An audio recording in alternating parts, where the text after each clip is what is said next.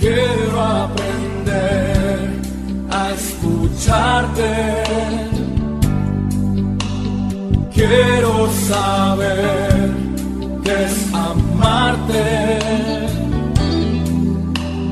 De tu verdad yo saciaré. Enamórame de ti. Tiempo de discípulo, un espacio para que escuches la voz de Jesús. Quiero aprender La voz de Jesús. que tu presencia me inunde.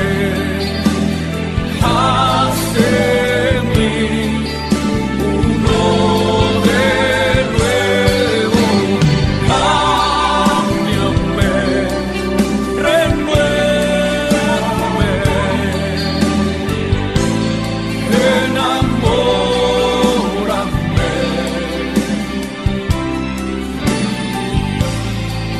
Enamórame de ti, Señor. Paz y bien, te habla Fray Alejandro. Una vez más contigo en este momento que el Señor nos regala para estar juntos, para compartir su palabra, para dejar que el soplo fresco, renovado siempre, del Espíritu Santo toque nuestras vidas, acaricie nuestras almas y nos dé una fuerza nueva, esa fuerza que viene de lo alto. Quiero presentarte hoy un texto de la palabra de Dios que está en los capítulos 41 y 42 del libro del Génesis y se refiere a la historia de José. José era uno de los 12 hijos de Jacob y el relato de la historia de José ocupa 13 capítulos del libro del Génesis, del libro de los comienzos. Quiero que recuerdes lo esencial. José era uno de los preferidos de Jacob y sus hermanos, que le tenían envidia, lo venden a un comerciante de esclavos. En Egipto él está en la cárcel por haberse resistido a las insinuaciones de la mujer de un alto dignatario del faraón, por ser fiel al Señor, y en un momento él interpreta los sueños del faraón y pasa a ser su primer ministro. Durante 7 años, esos años de vacas gordas, de abundancia económica, él hace reservas de trigo en vista a los 7 años de sequedad que después iban a venir, que él había previsto. Esta historia nos quiere demostrar ya que Dios se sirve de los acontecimientos que en apariencia puedan ser desfavorables para llevar a cabo sus proyectos. Todo parecía confabularse contra José, pero de repente todo va a darse vuelta en provecho suyo.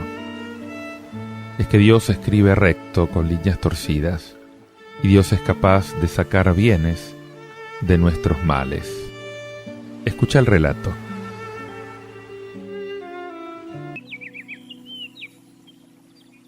En aquellos días llegó el hambre a todo Egipto, y el pueblo reclamaba pan al faraón. El faraón decía a los egipcios: diríjanse a José y hagan lo que él les diga. Cuando el hambre cubrió toda la tierra, José abrió los graneros y repartió raciones a los egipcios mientras arreciaba el hambre en Egipto. Y de todos los países venían a Egipto a comprarle a José, porque el hambre arreciaba en toda la tierra. Los hijos de Israel fueron entre otros a comprar grano, pues había hambre en Canaán. José mandaba en el país y distribuía las raciones a todo el mundo. Vinieron pues los hermanos de José y se postraron ante él rostro en tierra. Al ver a sus hermanos, José los reconoció, pero él no se dio a conocer, sino que les habló duramente. ¿De dónde vienen? Contestaron: de la tierra de Canaán, a comprar provisiones. Y los hizo detener durante 3 días. Al tercer día les dijo: yo temo a Dios, por eso harán lo siguiente, y salvarán la vida. Si son gente honrada, uno de ustedes quedará aquí encarcelado, y los demás irán a llevar víveres a sus familias hambrientas. Después me traerán a su hermano menor. Así probarán que han dicho la verdad y no morirán. Ellos aceptaron y se decían: estamos pagando el delito contra nuestro hermano, cuando lo veíamos suplicarnos angustiado y no le hicimos caso. Por eso nos sucede esta desgracia. Intervino Rubén: ¿no se los decía yo? No pequen contra el muchacho, y no me hicieron caso. Ahora nos piden cuentas de su sangre. Ellos no sabían que José les entendía, pues había usado intérprete. Él se retiró y lloró. Después volvió a ellos. Durante los 7 años de sequedad anunciados por José, todo el país de Egipto sufrió hambre. Y el faraón los mandó a José. Entonces empezó a alimentar a los egipcios. Por desgracia, la descripción es muy realista, y no podemos dejar de pensar en esa inmensa multitud de hombres, de mujeres, de niños del tercer mundo que hoy están pasando hambre. José, como buen administrador, ayudó a los contemporáneos, y eso está bien, pero lo hizo explotando la pobreza de los pobres en provecho del faraón, y esta política es condenable. Yo te pido, Señor, que nos ayudes a encontrar soluciones de justicia y soluciones de caridad para el problema del hambre en el mundo.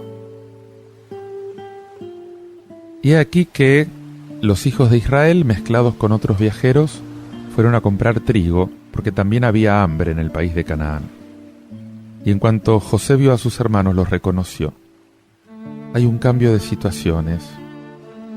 Algunos años antes fueron ellos los que condenaron a José a la esclavitud. Ahora la cosa se da vuelta. Hizo como que no los reconocía y les habló duramente y los puso bajo custodia. Una especie de prueba que les puso para forzarlos a reflexionar sobre esa conducta pasada, y esto parece que dio fruto. Y ellos mismos reconocen que están expiando sus pecados, los pecados contra su hermano. Es que sucede que en la desgracia se despiertan los recuerdos. En la desgracia toman conciencia de la culpabilidad y sufren, se dan cuenta de que han hecho sufrir. Pero no siempre es así. Desgraciadamente podemos permanecer inconscientes del daño que causamos. Yo te pido, Señor, que nos des a todos los cristianos mayor lucidez respecto del daño que hemos podido infligir a nuestros hermanos.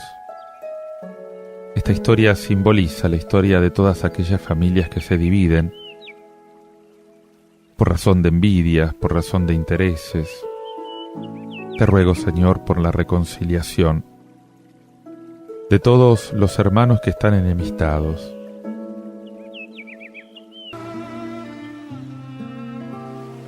Ellos no sabían que José les entendía, porque había un intérprete. Entonces José se apartó de su lado y lloró. Cabe pensar que José hubiera podido aprovechar el poder que le daba su cargo para saciar su resentimiento, para vengarse. Y sin embargo, vamos a ver que toma otra actitud, una actitud mucho más evangélica: el perdón de las injurias. Te pido, Señor, que perdones nuestras ofensas, como nosotros perdonamos a aquellos que nos ofenden. Te invito a meditar en todo esto con este canto de nuevo, Corazón Ciego.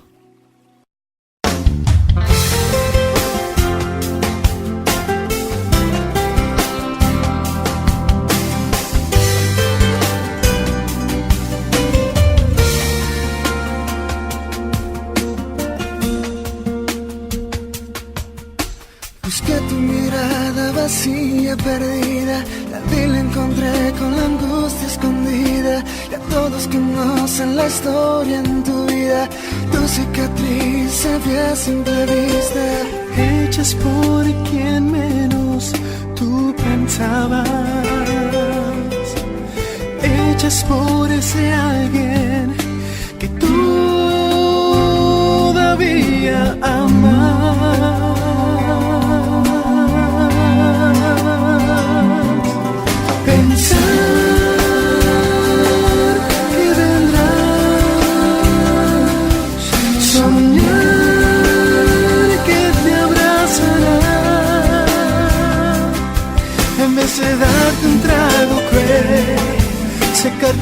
lágrimas de hiel se derrama tu ilusión.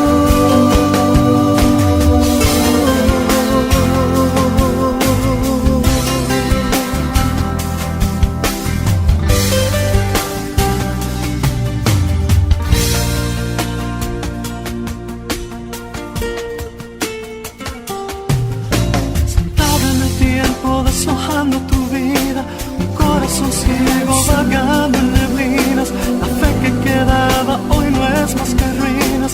Llegaron los pies al fin del camino. ¿Acaso no conoces al que te ama?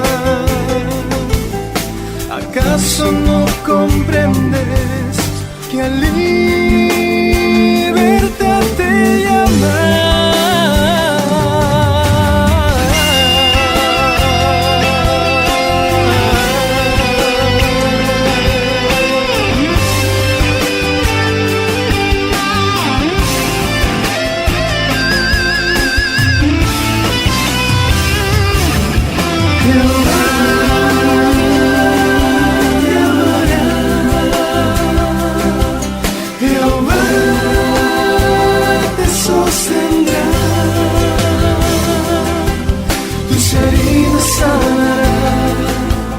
De su gracia beberás, como un faro, Él te guiará. Jehová te amará, Jehová te sostendrá, tus heridas sanará, de su gracia beberás, como faro, Él te guiará, Él está aquí.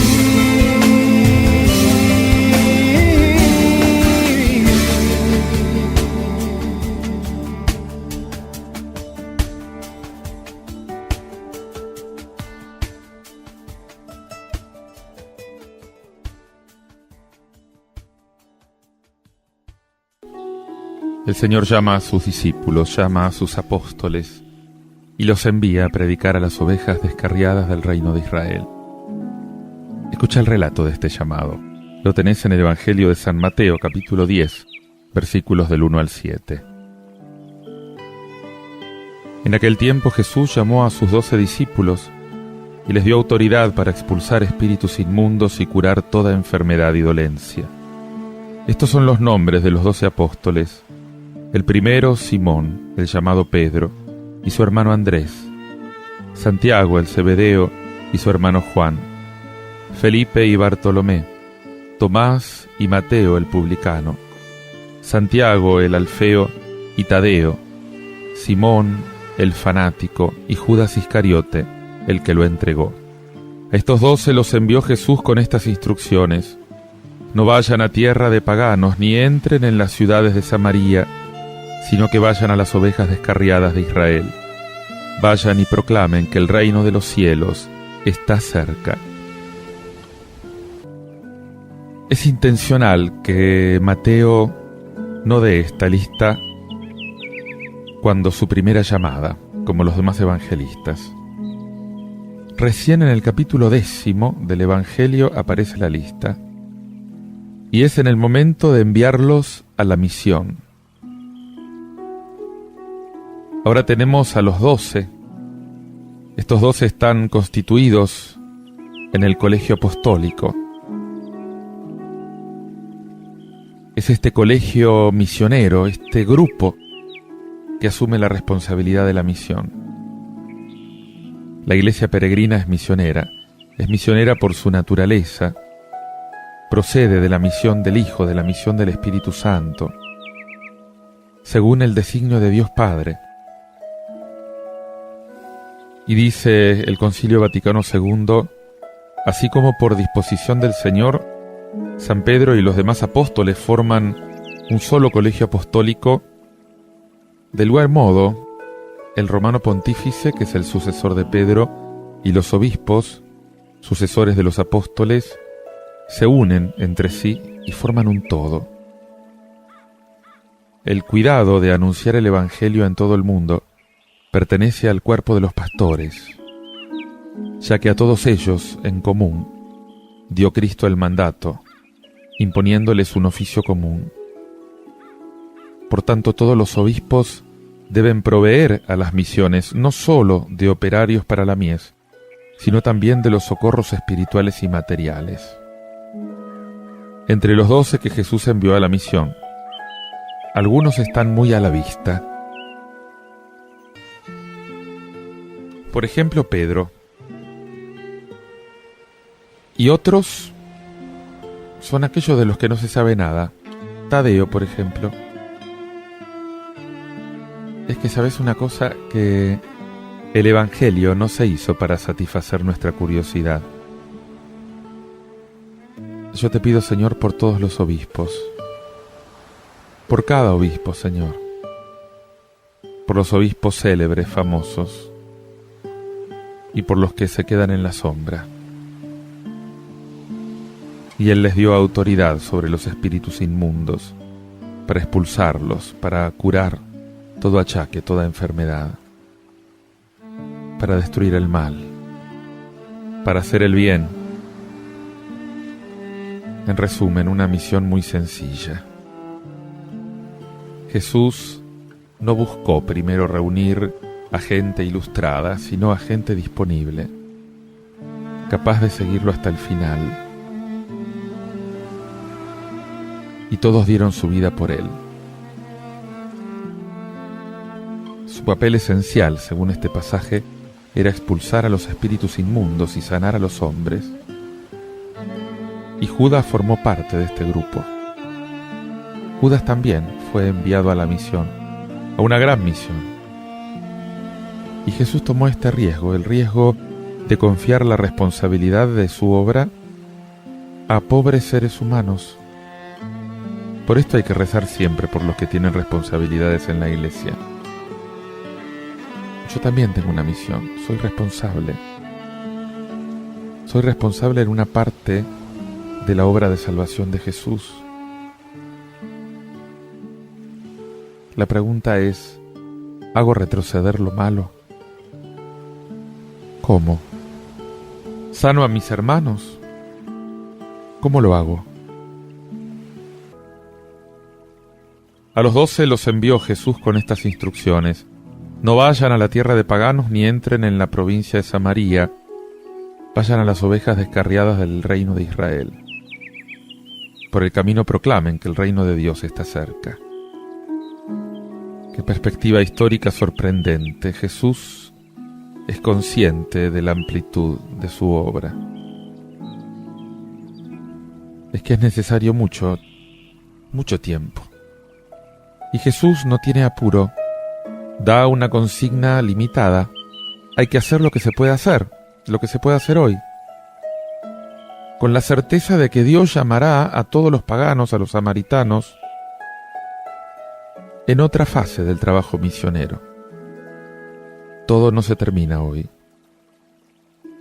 El mismo Jesús, durante su vida humana, se limitó a lo que podía hacer: dirigirse a las ovejas descarriadas de la casa de Israel. Y los 12, que algún día van a ser enviados hasta los extremos de la tierra, ese día partieron sencillamente a llevar el Evangelio al pueblo de al lado.